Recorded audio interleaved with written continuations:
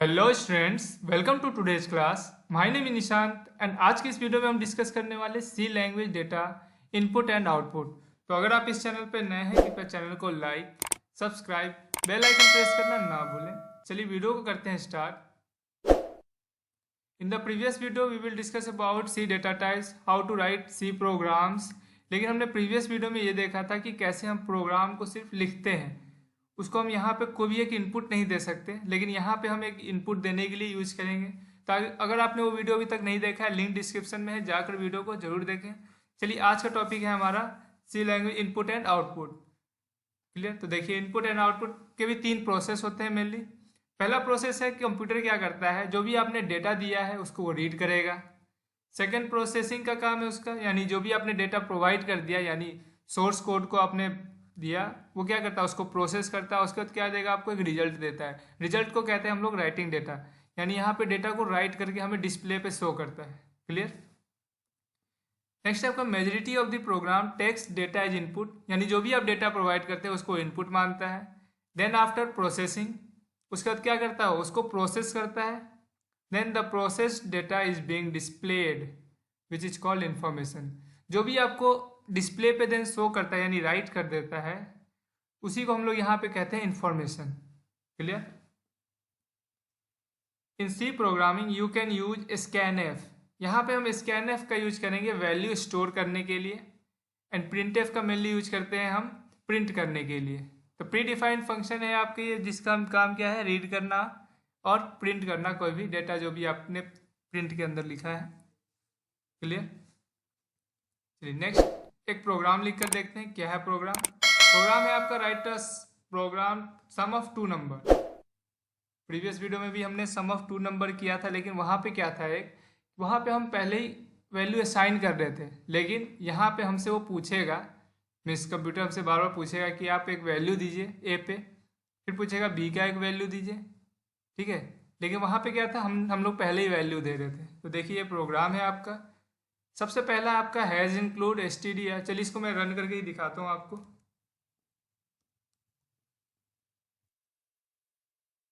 ये सॉफ्टवेयर हमने previous video में बताया था क्या, किस तरीके से हम सॉफ्टवेयर को करेंगे इंस्टॉल। चलिए हम यहाँ पे लिखते हैं सिंपल सा code sum of two number का। सबसे फर्स्ट लाइन लिखते थे hash include S T D standard input output dot header. ये हम लोग लिखते थे called as preprocessing unit. Hash include एक था आपका console input output dot header. Clear? Next हम यूज करते थे void main called the main line of a program. Then we use curly braces. इसके बाद हम यूज करेंगे यहाँ पे एक डेट, सबसे पहले यूज कर लेते हैं क्लियर स्क्रीन, यानी इससे पहले अगर स्क्रीन पे कुछ भी होगा उसको क्या करेगा, ये क्लियर करके आपके सामने शो करेगा। चलिए हम यहाँ पे अब हमें क्या करना है, सम ऑफ टू नंबर, दो नंबर को सम करना है। तो हमको यहाँ पे क्या लेना होगा, हमें सबसे पहले एक डिक्लेयर करना होगा डेटा टाइप। डेटा टाइप अगर नहीं पता आपको, प्रीवियस वीडियो में मैंने बताया था डेटा टाइप्स के बारे में। चलिए इंटीजर, अब हम यहाँ पे ले रहे हैं इंटीजर डेटा टाइप। इंटीजर में हम दो वैल्यू ले लेते हैं, ए बी, और एक एस भी ले लेते हैं। ए और बी ले रहे हैं, दो नंबर हम स्टोर कराएंगे यहाँ पे, और एस ले रहे हैं सम के लिए। ठीक है? जहाँ पे हम दोनों वैल्यू की एक वेरिएबल पे स्टोर कराएंगे, दोनों जो ऐड होगा उसका। चलिए नेक्स्ट है आपका प्रिंट एफ। यहाँ पे हम कोई भी एक मैसेज प्रिंट कर सकते हैं, like enter the value of A. अब हम यहाँ पे क्या कर रहे हैं, ए की एक वैल्यू, एक मैसेज प्रिंट कर रहे हैं कि ए की जो भी वैल्यू आप दे सकते हैं। अब हमें यहाँ पे कराना है स्टोर वैल्यू। स्टोर वैल्यू कराने के लिए सिंपल हम यूज करते हैं स्कैन एफ। यहाँ पे हम यूज करेंगे %d, कॉमा और %a। क्लियर? एक ए पे हम क्या कर रहे हैं, एक वैल्यू स्टोर करा रहे हैं। Next again we use printf. यहाँ देंगे हम enter value of B. B भी हमारा एक वेरिएबल है। चलिए यहाँ पे भी हम एक मैसेज प्रिंट कर लिए हैं, और यहाँ पे भी हम कर लेते हैं कुछ value store, scanf %d, comma and B. Clear. यहाँ पे हम क्या करें, बी पे एक वैल्यू स्टोर करा रहे हैं। अब यहाँ पे हम देते हैं एक कंडीशन, यानी कंडीशन में हमें क्या करना होगा, अगर हमें दो नंबर को सम करना है तो हमें यूज करना होगा प्लस ऑपरेटर का। तो सिंपल हम क्या करेंगे, ए प्लस बी। क्लियर है। अब चलिए एक और प्रिंट कर लेते हैं। आपको पता है n% d का हम क्यों यूज करते हैं, बिकॉज n%d का यूज करते हैं कोई भी वैल्यू या कोई भी नंबर हम यहाँ पे इंसर्ट कर सकते हैं। क्लियर। n%d जो है आपका सिर्फ इंटीजर वैल्यू के लिए स्टोर होता है। अगर हम फ्लोट की बात करते हैं तो d की जगह पे आ जाता है f। चलिए मैं वो भी प्रोग्राम आपको लिखकर दिखा दूंगा कैसे ये रन होता है। यहाँ पे भी हम एक मैसेज कर लेते हैं, print the sum of two number is n%d comma, और हमने a प्लस बी किस पे स्टोर करा है, s पे, तो सिंपल लिख लेंगे s। लास्ट में देते हैं get ch means return some value, और इसको करते हैं run. It shows some error where scanf। Okay, यहाँ टर्मिनेटर रह गया है आपका, बिकॉज आपको पता है टर्मिनेटर हम सब जगह पे यूज करना होता है जब भी हम कोई प्रोग्राम लिखते हैं। और यहाँ रह गया आपका प्रिंट एफ। क्लियर। चलिए अब रन करते हैं। अब पूछ रहा है आपसे इंटर द वैल्यू ऑफ ए की वैल्यू दीजिए। चलिए यहाँ पे हम कोई भी वैल्यू स्टोर कर लेते हैं 55। फिर कह रहा है इट्स एरर वेट। हाँ चलिए, पहला वैल्यू है enter the value of A like 32, enter the value of B 32, then the sum of two number is 64। Clear. तो आप इस तरीके से प्रोग्राम को लिख सकते हैं, यहाँ पे वैल्यू स्टोर करा सकते हैं with the help of scanf, और प्रिंटएफ का यूज कर सकते हैं इसको आउटपुट के लिए, प्रिंट करने के लिए। क्लियर है। तो आप इस तरीके से कोई भी प्रोग्राम को लिख सकते हैं। अब चलिए मुझे अब यहाँ पे, अब मान लीजिए कि मुझे यहाँ पे स्टोर कराना होता है फ्लोट का कोई वैल्यू लाइक 1.4,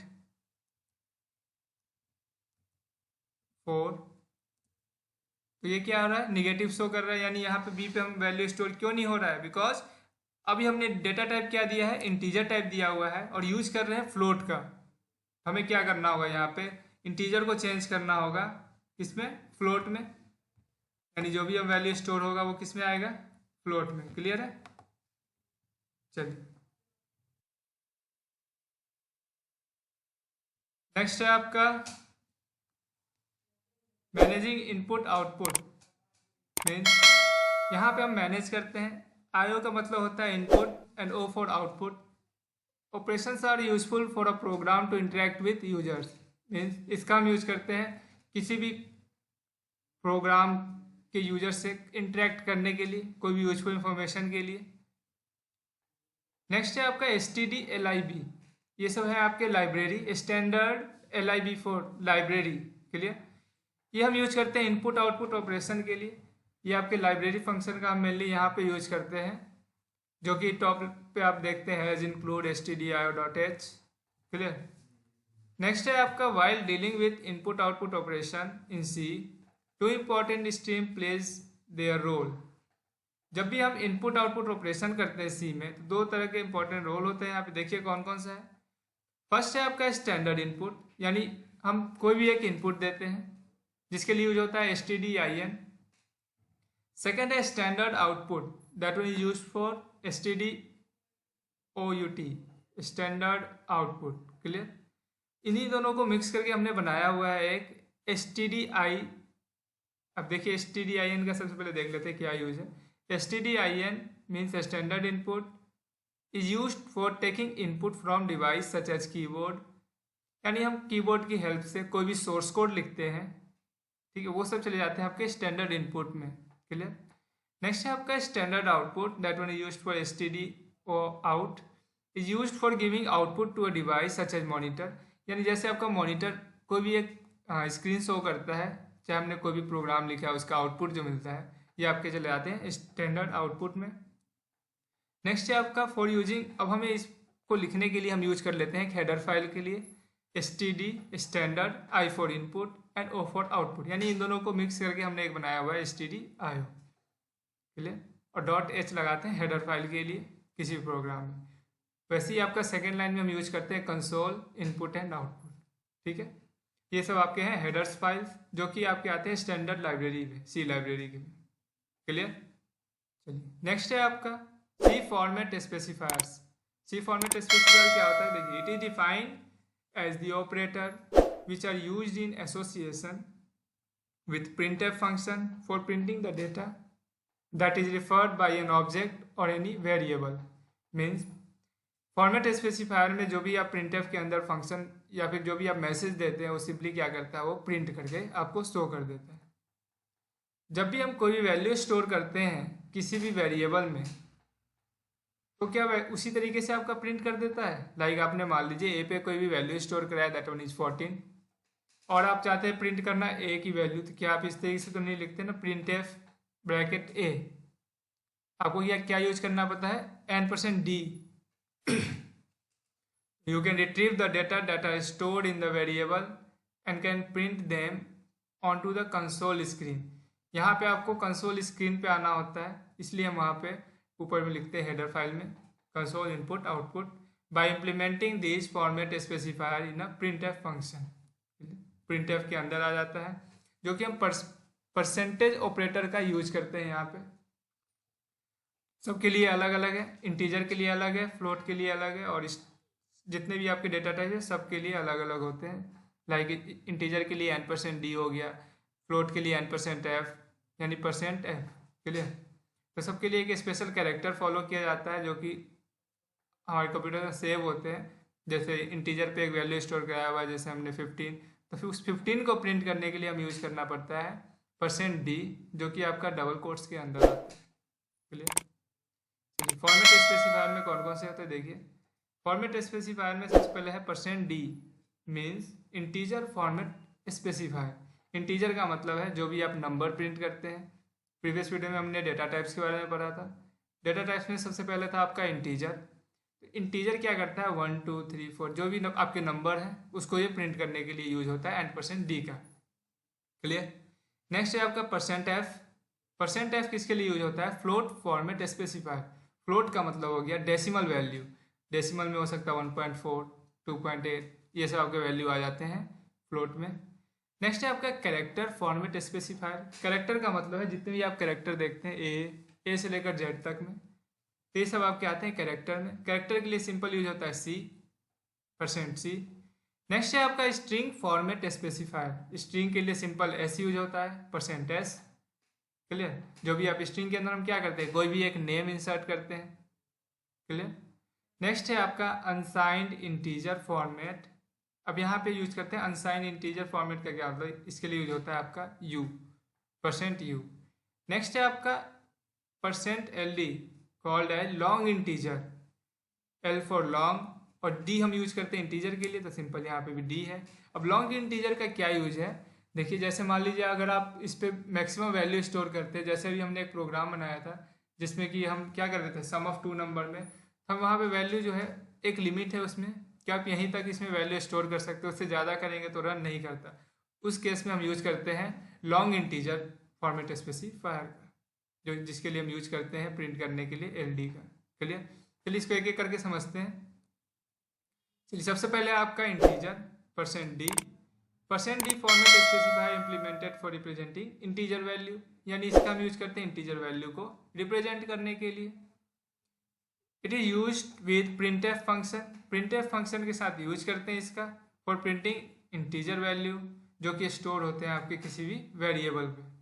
क्लियर। printf के साथ अभी मैं आपको लिख के देखिए, ये सिंटैक्स है इसका, सिंपल आप इस सिंटैक्स को याद कर सकते हैं।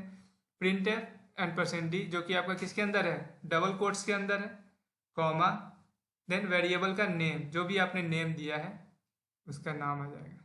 ठीक है। चलिए नेक्स्ट है आपका फ्लोट। फ्लोट के लिए सिंपल हम यूज करते हैं %f का। तो %f format specifier is implemented for representing fractional value. Fractional का मतलब हो गया जो भी आप डेसिमल में वैल्यू देते हैं, ये आपके आ जाते हैं फ्लोट के अंदर। Clear. This is implemented with in printf function. इसको भी हम printf फंक्शन के अंदर ही लिखते हैं। फ्रैक्शनल और floating value stored in variable, यानी यहाँ पे हम कोई भी डेसिमल वैल्यू को सिंपल स्टोर करते हैं। ठीक है। जब भी अगर हम इसको प्रिंट करना चाहेंगे तो क्या यूज करेंगे, %f फॉर्मेट स्पेसिफायर का। ठीक है, देखिए इसका सिंटेक्स कैसा होता है। सिंपल, जो वहाँ पे हमने डी लिखा था इंटीजर के लिए, अब यहाँ पे क्या हो जाएगा, %f किसके अंदर है, ये डबल कोट्स के अंदर, then comma variable name. Clear, variable का जो भी आपने नाम दिया होगा उसको आप यहाँ पे प्रिंट कर सकते हैं। चलिए नेक्स्ट है आपका कैरेक्टर। कैरेक्टर के लिए यूज करते हैं %c का। %c format specifier implemented for representing character, यानी जो भी आप कैरेक्टर रिप्रेजेंट कर रहे हैं उसके लिए यूज होता है %c। It is use with printf function, इसका भी हम प्रिंटफ में ही यूज करते हैं और स्कैनफ में भी यूज करेंगे इसको। जितने भी अभी हमने बताया आपको, इंटीजर, फ्लोट, कैरेक्टर या स्ट्रिंग, ये सब आपके यूज होंगे स्कैनफ में भी, कोई वैल्यू स्टोर कराने के लिए। ठीक है, नेक्स्ट है आपका, जब भी हम चाहते हैं कोई भी कैरेक्टर प्रिंट करना तो हम सिंपल यूज करते हैं %c। ठीक है, देखिए इसका सिंटेक्स क्या है, सिंपल वहाँ पे आ जाएगा %c जो कि डबल कोट्स के अंदर होता है। चलिए, और बाद में क्या आएगा इसका वेरिएबल नेम, जो भी आप वेरिएबल नेम से प्रिंट करना चाहते हैं। क्लियर है। नेक्स्ट है आपका स्ट्रिंग। स्ट्रिंग में हम कोई भी नेम स्टोर करते हैं। देखिए इसके लिए यूज करते हैं %s का। %s format specifier implemented for representing string, यानी इससे पता चल जाता है कि हमने यहाँ पे स्ट्रिंग की वैल्यू स्टोर कराया है। ठीक है, इसको भी हम प्रिंटफ के अंदर यूज कर सकते हैं, स्कैनफ में भी यूज करेंगे। क्लियर, और जब भी हमें अगर प्रिंट करना हो तो क्या यूज करेंगे, %s फॉर्मेट स्पेसिफायर का। क्लियर, देखिए इसका सिंटेक्स क्या है, सेम है, बस यहाँ पे क्या हो गया, %s आ गया जो कि डबल कोट्स के अंदर है, और वेरिएबल का नेम। क्लियर, जो भी वेरिएबल नेम है। चलिए नेक्स्ट है आपका अनसाइंड इंटीजर। अनसाइंड फॉर्मेट के लिए हम सिंपल यूज करेंगे %u का। ठीक है, देखिए क्या है, format specifier is implemented for fetching value from the address of a variable, जहाँ से हम कोई भी वैल्यू फेच करके ले आते हैं। Having unsigned decimal integer stored in memory, यानी अनसाइंड जो भी होंगे डेसिमल उसको ले आता है। ये भी आपका प्रिंटफ में यूज होगा। देखिए इसका सिंटेक्स क्या है, प्रिंटफ बस कुछ नहीं, वहाँ पे क्या हो गया %u, और साथ में क्या आ जाएगा अब यहाँ पे वेरिएबल नेम। क्लियर, नेक्स्ट है आपका लॉन्ग इंटीजर। लॉन्ग इंटीजर के लिए हम simple long for l, integer के लिए d। देखिए क्या यूज होता है, the %ld format specifier is implemented for representing long integer value, यहाँ पे हम बहुत ही बड़ा इंटीजर वैल्यू दे सकते हैं। ठीक है, दिस इज इम्प्लीमेंटेड, ये भी आप प्रिंटफ में यूज कर सकते हैं, स्कैनफ में यूज होगा कोई वैल्यू स्टोर कराने के लिए। तो देखिए इसका सिंटेक्स में क्या होगा, बस कुछ नहीं, वहाँ पे आ जाएगा %ld। Clear, okay, thanks for watching, please like, share and subscribe.